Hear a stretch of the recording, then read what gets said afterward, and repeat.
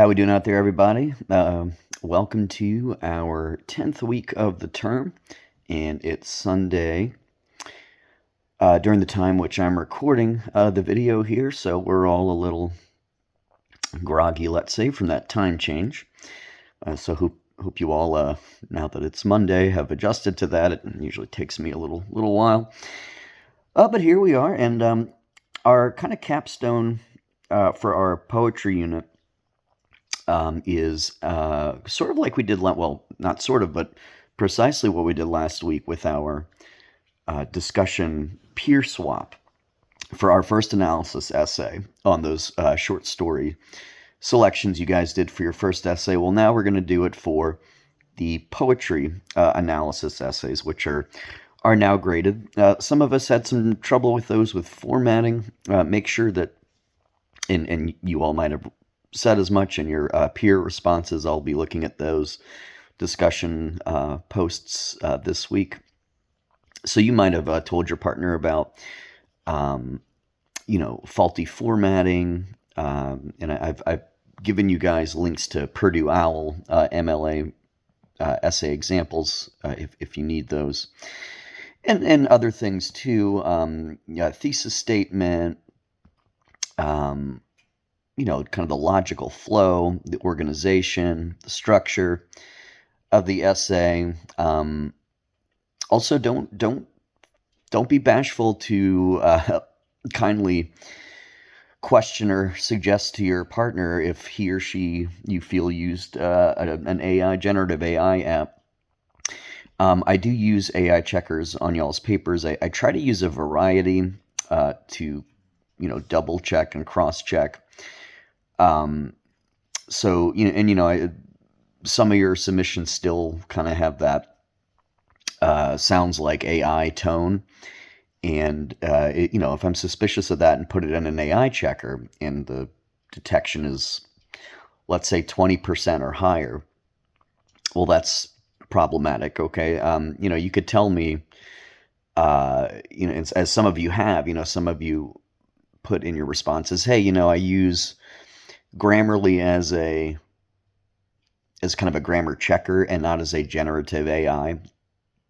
If you give me a statement of authenticity, most likely I'll believe you and trust you. Okay, and we had a student do that, and thank you for doing that, student. But if you don't, and you're trying to sneak one under, it's kind of a bad look. And I know we're all struggling with this. I'm happy to have a conversation with you guys if you feel you've been unfairly qualified as an AI user, which sounds absurd to say out loud. Just let me know. I'm flexible and willing to talk, but of course I can't compromise my integrity as a teacher and just kind of mindlessly accept things that if it looks like a duck and talks like a duck. If it looks like AI and sounds like AI, it most likely is, right? But I do use a checker to help me verify that. So just an ongoing notice of minding our P's and Q's, crossing our T's, dotting our I's, with being authentic and having some integrity in our writing. That's supposed to be our writing. So maybe you guys are free to. Of course, don't go crazy randomly accusing people of using AI, but, a mild suggestion, hey, you might want to consider rewording this or something to that effect. So I look forward to reading those this week. And this week you'll do the same for the poetry analysis essays. Go ahead and post and find your partner and swap. If you're having trouble doing that, you could let me know via email sometime this week. So that assignment, that discussion forum, is going to be due Sunday, again, on our second analysis essay, the poetry one. And due by Friday, we're going to reflect on our peer review. So Friday is a journal reflection, 2 paragraphs, about 100 words a paragraph. Make sure you are structuring it as 2 paragraphs, please.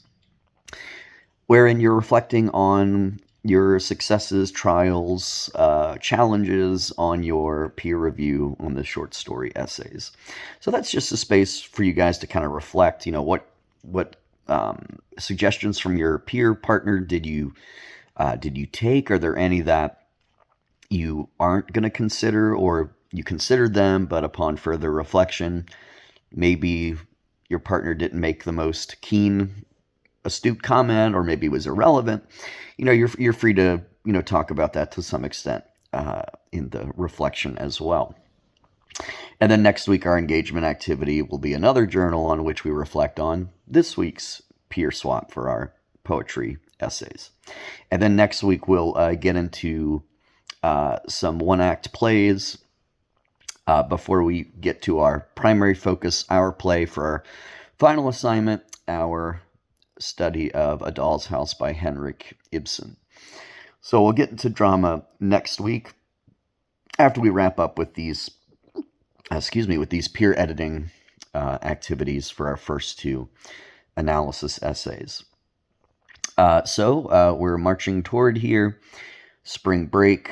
You guys can correct me if I'm wrong. I'm looking at the GNTC calendar.